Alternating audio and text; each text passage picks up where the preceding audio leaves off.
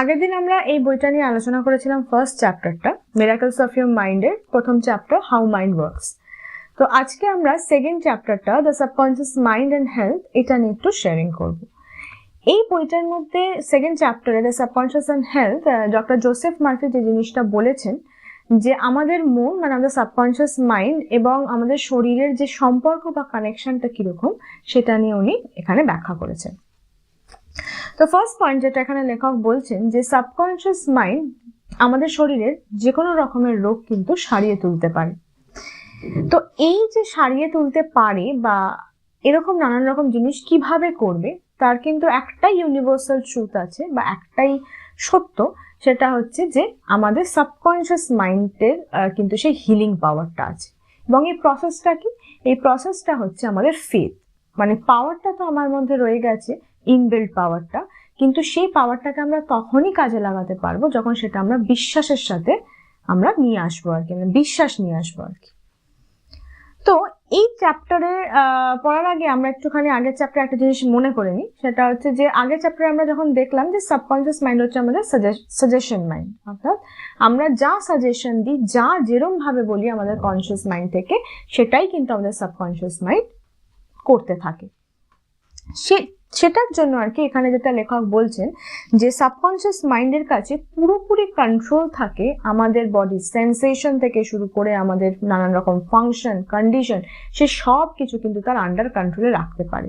সেই জন্য আমরা সেটাকে যেরম ভাবে হ্যান্ডেল করব সেটা কিন্তু সেরম ভাবেই হ্যান্ডেল হতে থাকে। এইখানে লেখক একজন খুব বিখ্যাত একজন মানুষের কথা উল্লেখ করেছেন, প্যারাসেলসাস। প্যারাসেলসাস হচ্ছেন সুইজারল্যান্ডের একজন অ্যালকেমিস্ট এবং ফিজিশিয়ান। ইনি হচ্ছেন জার্মান রেনেসা সেই সময়কার লোক। তো ইনি একটা কথা বলে গেছেন যেটা আমি কোট করব, whether the object of your faith be real or false, you will nevertheless obtain the same effects। মানে আমার যে জিনিসটার উপর আমি ফেথটা রাখছি, বিশ্বাসটা রাখছি, সেটা একটা আসল কোনো জিনিসও হতে পারে বা সেটা নকল কোনো জিনিস হতে পারে, মানে সেটা লিভিং থিংস হতে পারে, কোনো অন্য জিনিস হতে পারে, কোনো নন লিভিং থিংস হতে পারে, কিন্তু এর মানে এটা নয় যে আমার তার এফেক্টটা কিন্তু জিনিস অনুযায়ী পরিবর্তন হয়ে যাবে। আমার এফেক্টটা কিন্তু মানে আমার রেজাল্টটা কিন্তু বিশ্বাসের সাথে সাথে একদম সেম থাকবে। এটাকে খুব সুন্দর করে বোঝানোর জন্য এখানে একটা এক্সাম্পল দিয়েছে।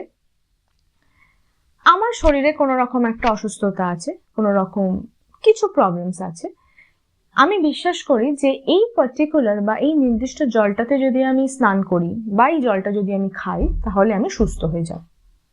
এবার আমি এই বিশ্বাসের সাথে যখন জলটায় স্নান করছি বা খাচ্ছি, সেইটাতে আমি সত্যিই সুস্থ হয়ে যাচ্ছি। তো এখানে লেখক কনক্লুড করছে যে এখানে কিন্তু জলটার মধ্যে কোনো ক্ষমতা নেই। জলটা একটা জল, একটা সাধারণ মানুষ ওটাকে যদি এমনি জল বলে খায় সে এমনি জল বলে খেয়ে নিল, কিন্তু আমার কাছে সেটা একটা পাওয়ারফুল জিনিস হয়ে উঠছে। কেন না, ওইটা আমার বিশ্বাস যে এই জলটা যদি আমি খাই তাহলে আমি সুস্থ হয়ে উঠবো।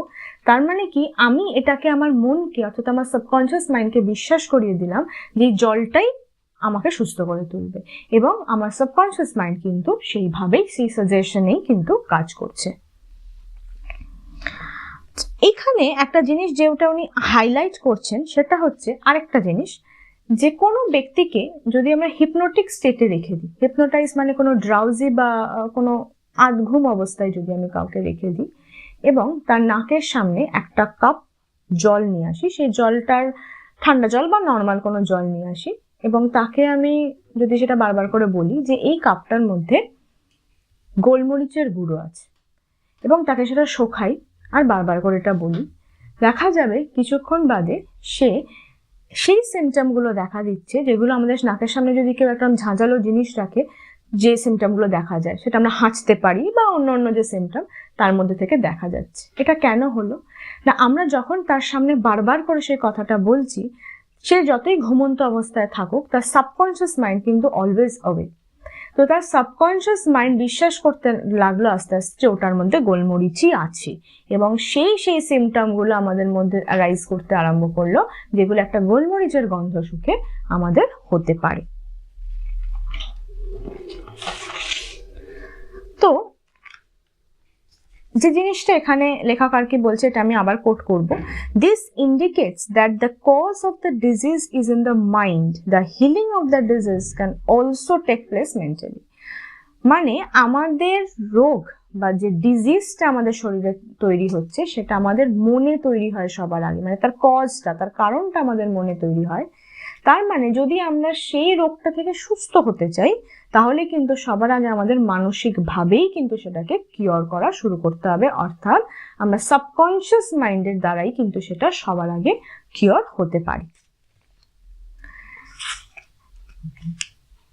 আরেকজন খুব একজন বিখ্যাত ব্যক্তির কথা এখানে উল্লেখ করেছিলেন আমাদের ডক্টর জোসেফ মরফি, জন ম্যাকডওয়েলের কথা। তো জন ম্যাকডওয়েল একবার রেডল্যান্ডস ইউনিভার্সিটিতে একটা প্রেয়ার থেরাপি কন্ডাক্ট করেছিলেন ডক্টর উইলিয়াম আর পার্কারের আন্ডারে।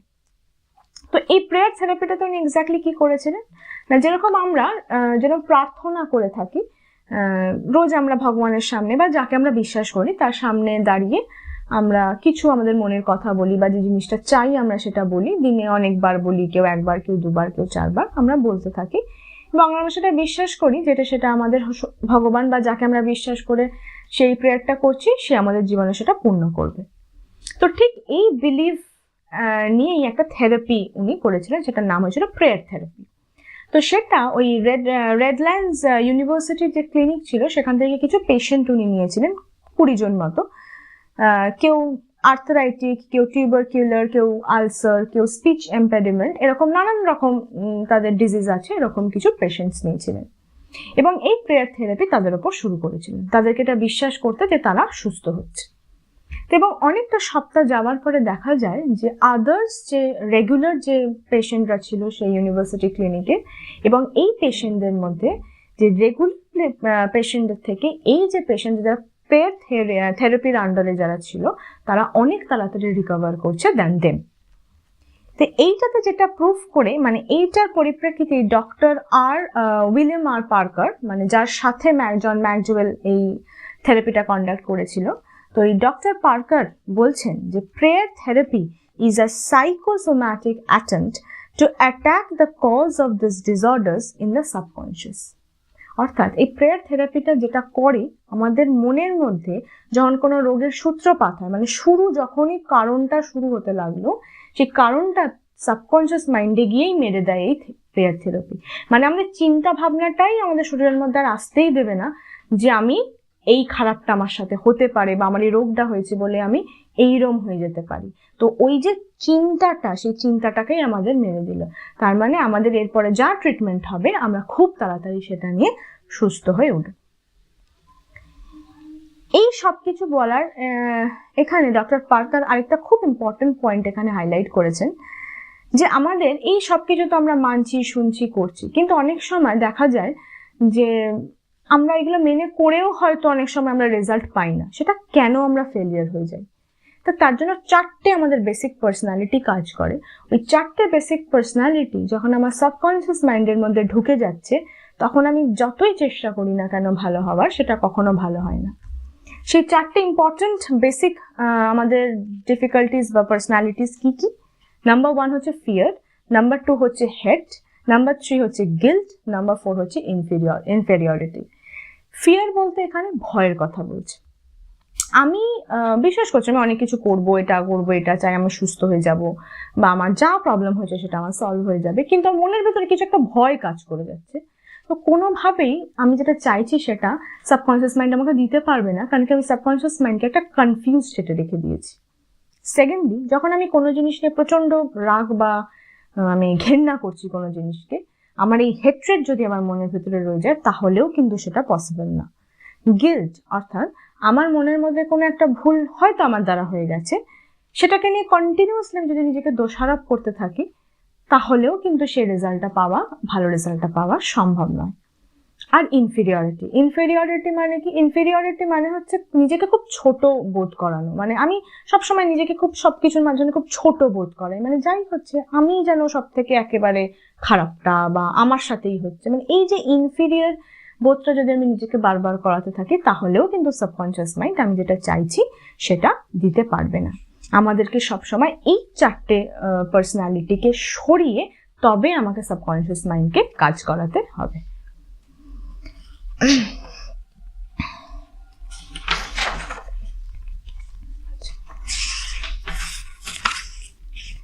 এবং এইগুলো যখন ডক্টর জোসেফ মার্ফি বলছিলেন, মানে এনারা কিভাবে করেছেন এবং এই প্রমাণগুলো পাওয়া গেছে যে হ্যাঁ আমাদের সাবকনশিয়াস মাইন্ড সত্যিই আমাদের শরীরের উপর এরকম ভাবে কাজ করতে পারে, তার সাথে তিনি আরেকটা জিনিসও বলেছেন যে it's true that he may have his own theory and method. অর্থাৎ প্রত্যেকটা মানুষের কিন্তু আলাদা আলাদা মেথড থাকতে পারে। যে আমি এরকম ভাবে ডক্টর জোসেফ মার্ফি আমাদের বলছেন, হয়তো অন্যরা কেউ অন্য মেথডে করতে পারে, কিন্তু মূল যে বেসিক যে মানে গল্পটা আর কি, যে there is only one process of healing. আমাদের হিলিং প্রসেস কিন্তু একটাই, সেটা হচ্ছে আমাদের বিশ্বাস। যে কোনো জিনিসের উপর যদি আমি যে কোনো মেথডই আমি ফলো করি, যদি আমি বিশ্বাস না নিয়ে ফলো করতে পারি, তাহলে কিন্তু কোনোটাই কিন্তু আমার একটা রিয়ালিটিতে হওয়া সম্ভব নয়। এবং ওই হিলিং পাওয়ার কোনটা, সেটা অল ইউনিভার্সে আমাদের হিলিং পাওয়ার একটাই, that is our subconscious mind. অর্থাৎ আমি কোনো জলকে ভাবছি সে আমাকে সুস্থ করবে কিনা, বা কোনো ব্যক্তিকে মনে করছি সে আমাকে সুস্থ করবে কিনা, বা এনিথিং সেটা হতে পারে মেথডটা, কিন্তু আলটিমেটলি সেটার পেছনের উদ্দেশ্যই একটাই থাকতে হবে, আমার বিশ্বাসটাকে খুব ফার্মলি থাকতে হবে, তবেই সেই জিনিসটা আমার সত্যতে পরিণত হবে। তো এখান থেকে আমরা যেটা বুঝলাম যে আমাদের সাবকনশিয়াস মাইন্ড এবং বিশ্বাসটাই হচ্ছে আমাদের মূলত মেন জিনিস, যেটা আমরা আগের চ্যাপ্টারেও আমরা হাইলাইটেড হতে দেখে এসেছি। আরেকটা ঘটনার কথা এখানে ডক্টর জোসেফ মার্ফি বলছেন, আরেকটুখানি এই সাবকনশিয়াস মাইন্ডের হেলথ ব্যাপারটাকে বোঝানোর জন্য। তার কাছে একটা পেশেন্ট এসেছিল, একজন ভদ্রমহিলা, তার স্কিনে কিছু সমস্যা ছিল, তো সেটা কিছুতেই সেরে উঠছিল না। তো ডক্টর জোসেফ মার্ফি যেরকম বলেছিলেন যে মন শান্ত করে তুমি দিনে 4 বার এটা নিজেকে বলতে থাকো, 4 বার 5 বার 6 বার যতবার পারবে, যে আমি সুস্থ হয়ে যাচ্ছি, আমি ভালো হয়ে যাচ্ছি, বা যেটা চাও সেটা বলতে থাকো, সেটা সত্যি হবে। তো সেই ভদ্রমহিলাও সেটাই কিন্তু চেষ্টা করেছিলেন, কিন্তু কোনোভাবে তার হয়নি, তার রেজাল্টটা সে পায়নি। তো সে ডক্টর জোসেফ মার্ফির কাছে এসেছিলেন সেই সমস্যাটা নিয়ে। তখন ডক্টর জোসেফ মার্ফি ওনাকে বুঝিয়েছিলেন যে কেন হচ্ছে না।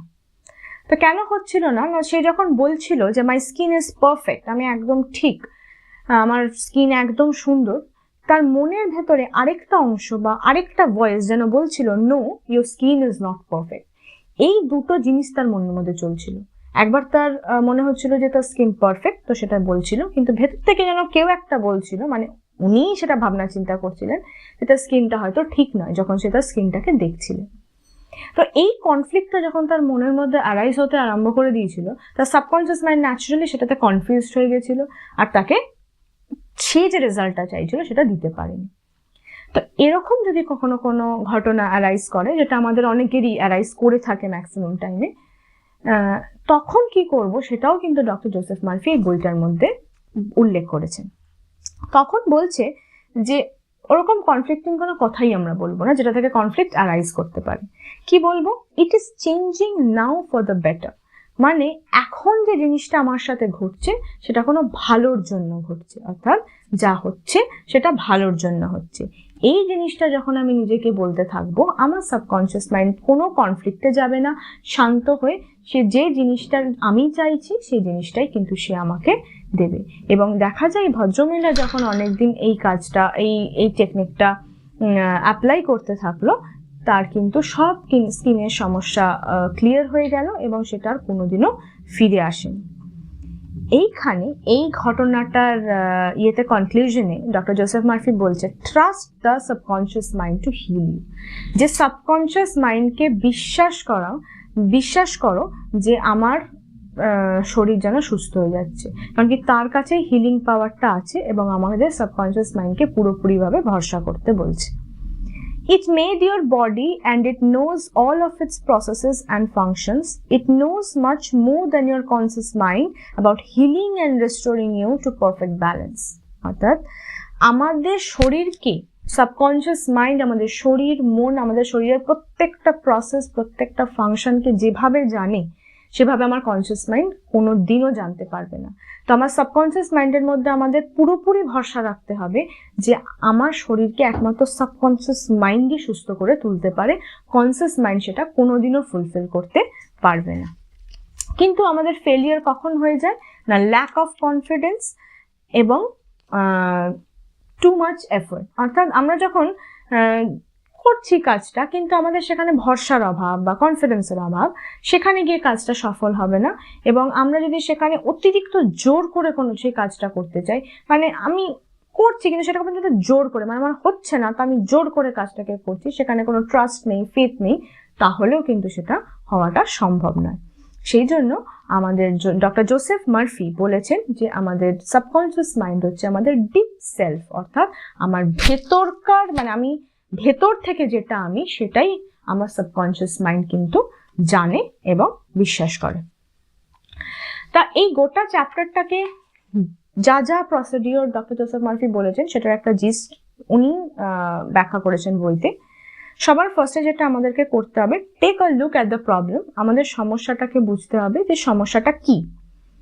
তারপরে যেটা করতে হবে, then turn to the solution or way out known only to the subconscious mind, সলিউশনটার দিকে ঘোরো, বা যদি সলিউশন খুঁজে না পাও পুরোপুরি সাবকনসিয়াস মাইন্ডের উপরে ভরসা রাখো, মানে সাবকনসিয়াস মাইন্ডের উপরে ঘুরে দাঁড়িয়ে দেখো, জিজ্ঞেস করো যে তোমার সলিউশন কোনটা বা তুমি বলো। তারপরে যেটা করতে হবে, একদম শান্ত হয়ে নিজেকে মানে রেস্ট করে নিতে হবে, মানে একদম এবার নিশ্চিন্ত হয়ে যেতে হবে এবং এটা কনভিক্ট করতে হবে যে ইট ইজ ডান, মানে যেটা আমি চাইলাম সেটা হয়ে গেছে অলরেডি। কি কি করতে বারণ করছে, আমাদের এই থটটাকে কোনোভাবে উইক করতে বারণ করছে এই কথাগুলো বলে যে হ্যাঁ হয়তো হয়ে যাবে বা আশা করি হয়ে যাক, এই সব নানান রকম জিনিস যখন বলছে, আমরা বলছি আর কি, তখন কিন্তু আমার সাবকনসিয়াস মাইন্ড আবার কনফিউজিং স্টেটে চলে যাচ্ছে। তা এই কথাগুলো বলতে বারণ করছে, বলছে একদম ফার্মলি এটা বিলিভ করতে যে আমি বলে দিয়েছি আমার সমস্যা কি, আমার সলিউশন কি, আমার সলিউশন আমি চাই, এবং সেটাকে বিশ্বাস করতে যে ইট ইজ ডান। তো কোনো রকম সেখানে সেকেন্ড থটস আনতে এখানে ডক্টর জোসেফ মার্ফি বারণ করছেন। এবং লাস্ট যে জিনিসটা লাইনটা এখানে বলেছেন, যেটা এভরিওয়ান হ্যাভ টু বিলিভ এবং বলতে হবে আমাদের, সেটা হচ্ছে this too shall pass. This too shall pass কথাটার মানে হচ্ছে এই যে জিনিস যা আজকে আমার সাথে ঘটছে, এনিথিং দ্যাট ক্যান বি, সেই জিনিসটা আগামী দিনে আর থাকবে না, সেটা ঠিক পাস হয়ে চলে যাবে। তো সেই বিশ্বাসের সাথে সাবকনশিয়াস মাইন্ডের কাছে আমাদেরকে ডিপেন্ডেন্ট এবং ট্রাস্ট করতে হবে যে যে জিনিসটা আমার হচ্ছে সেটা আস্তে আস্তে কেটে যাবে। তো এটা নিয়ে উনি এই চ্যাপ্টারটা শেষ করেছেন, the subconscious mind and health. এবং আগামী দিনে নেক্সট ভিডিওতে আমরা পরের চ্যাপ্টারটা ডিসকাস করব, আলোচনা করব, the subconscious mind and alcoholism. তো এটা আমাদের কারেন্ট লাইফস্টাইলের খুবই একটা গুরুতর হয়তো সমস্যা, আমরা অনেকেই ফেস করে। তো সেটা নিয়েও কিন্তু ডক্টর জোসেফ মার্ফি আলোচনা করেছেন। তো সেটা নিয়ে কি বলেছেন না বলেছেন আমরা আমাদের নেক্সট ভিডিওতে আলোচনা করব। Thank you.